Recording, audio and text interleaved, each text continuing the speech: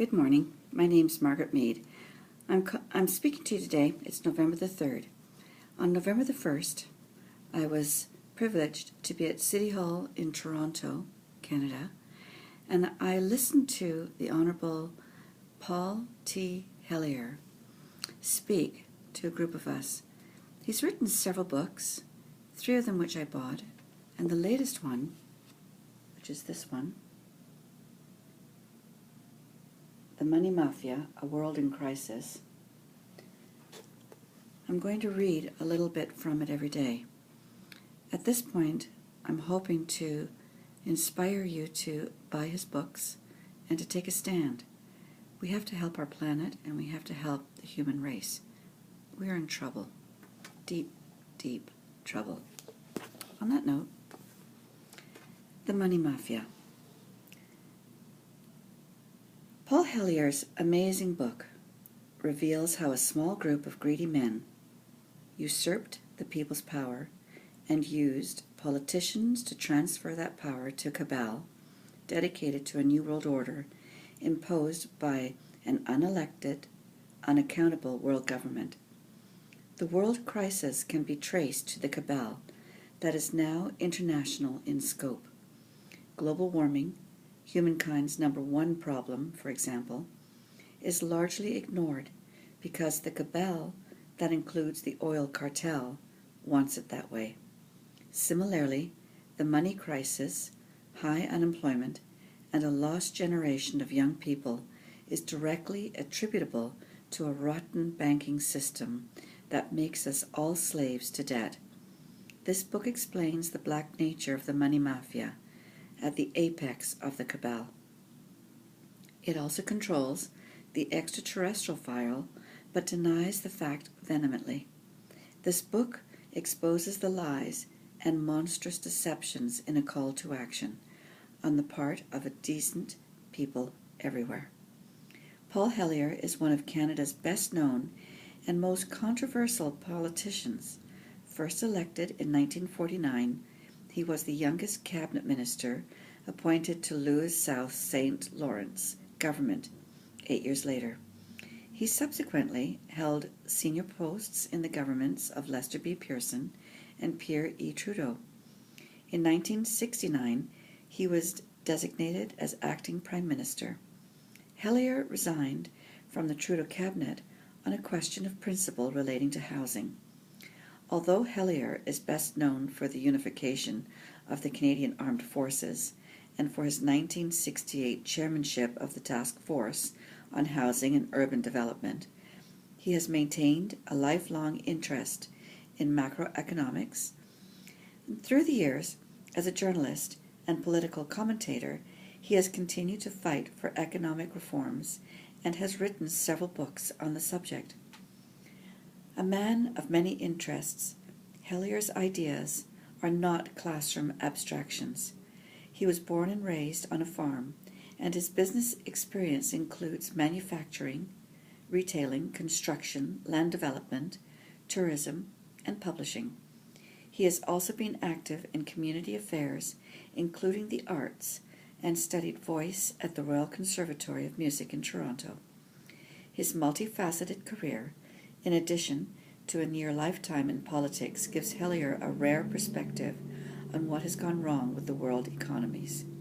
In recent years, he has become interested in the extraterrestrial presence and their superior technology that we have been emulating. In September 2005, he became the first person of cabinet rank in the G group of countries to state unequivocally, UFOs are as real as the aeroplanes flying overhead. He continues to take an interest in these areas and provides a bit of basic information about them in his book.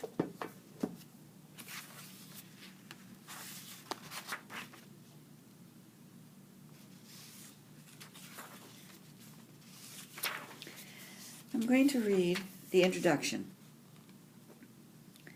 I see in the near future a crisis approaching that unnerves me and causes me to tremble for the safety of my country. Corporations have been enthroned, and an era of corruption in high places will follow, and the money power of the country will endeavor to prolong its reign by working upon the prejudices of the people until all wealth is aggregated in a few hands and the republic is destroyed. This quote is by President Abraham Lincoln. I had not intended to write this book. In 2010, when Light at the End of the Tunnel, a survival plan for the human species, was published, I believed that I had said just about everything that I wanted to say. As the months passed, however, I was overwhelmed by a deluge of new information so fundamental and so frightening that I felt it simply must be the public domain so that we can talk about it and take such action as required. Abraham Lincoln's premonition of 1864 has risen from the ashes of time and is about to overwhelm us. A small group of very powerful people have been using the cover of globalization to undermine the powers of nation-states with the ultimate goal of creating an unelected world government under their control.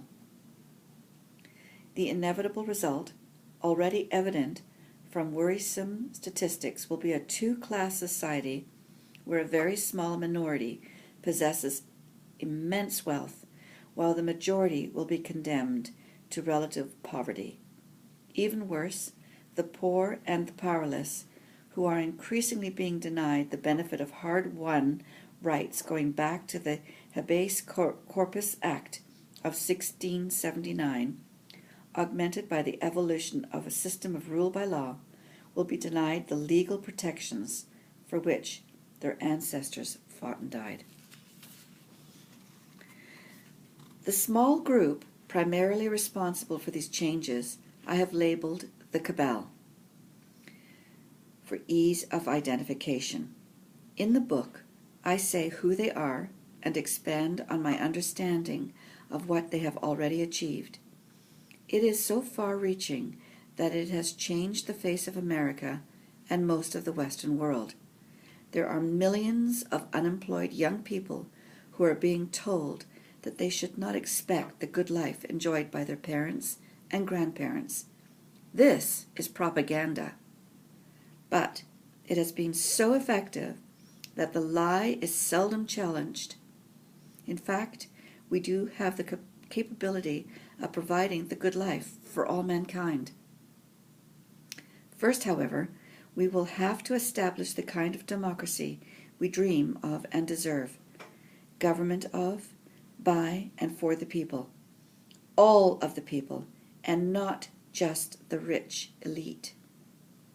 First, however, we will have to establish, for example, it is certainly in the interests of the vast majority of people to arrest global warming before the consequences reach the disaster levels predicted by the Intergovernmental Panel on Climate Change.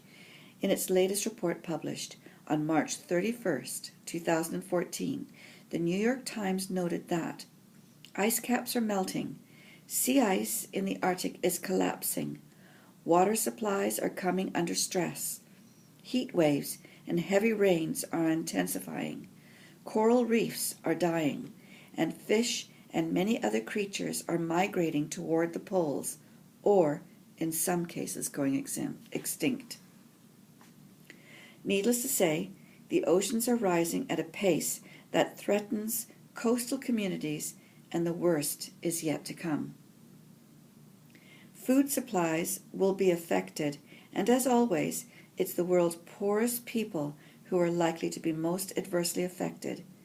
It is my firm belief that is discussed in the book that the cabal, which includes the oil cartel, already owns patents for clean energy that are essential to replace carbon-based fuels quickly. For decades, however, they have kept the technology secret. In a real democracy, this would not have been allowed to happen. In reality, the richest, most powerful 1% of the population have been waging war against the 99% poor and middle class. In an article entitled How Wall Street Occupied America, Bill Moyers, a well-known iconoclast investigative journalist, attributes the opening shot to an August 23, 1971 memorandum written by Lewis Powell, a board member of the death-dealing tobacco giant Philip Morris and a future jurist of the United States Supreme Court, for his friends at the Chamber of Commerce. The world may have begun even sooner, but the memo acted as a call to arms for the rich and elite. Thousands of young casualties, recognizing the hopelessness of the status quo, organized to occupy Wall Street. Their efforts were heroic in support of what should be recognized as a noble cause. The distribution of income and influence is out of bounds and must be rebalanced. Proof of that came when the New York police favored the robbers rather than the victims. In a just society, they would have protected the protesters and arrested some of the top dogs on Wall Street. A strategic weakness in the Occupy Wall Street attack was that the protesters began their battle well aware of what they didn't want, but were unable to articulate what they did want. This book will provide much information to support the worthiness of their cause. Even more important, it will provide an integrated blueprint for action that, if implemented as a package, would revolutionize the world. It is a plan to replace war with peace, injustice with justice, immoral inequality with improved equality of opportunity, and, topping the list, an end to wanton destruction of our beautiful planet, with an immediate mobilization to preserve it for the benefit of generations yet unborn. These are indeed the challenges that young people everywhere are yearning for, and on which they can unite to move forward. Those very few of you who are familiar with my work will recognize that I have borrowed significant material from previous books, especially Light at the End of the Tunnel, A Survival Plan for the Human Species, my most recent one. I shall refer to this book as Light. The material is as relevant today as it was when first written, so there was no point in reinventing the wheel. On another point, some of the most important material in this book has been difficult to verify because the subject matter is so highly classified. I have used the best references available in the public domain, backed up by sources who have to remain anonymous. I am confident that the information provided is accurate enough to support the conclusions reached and the action plan that I recommend. The next time I will read you Chapter 1, and this is the beginning of it.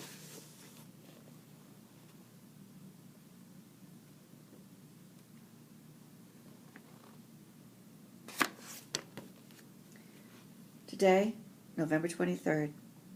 Actually, it's the 3rd. I'm jumping ahead. Anyway, enjoy.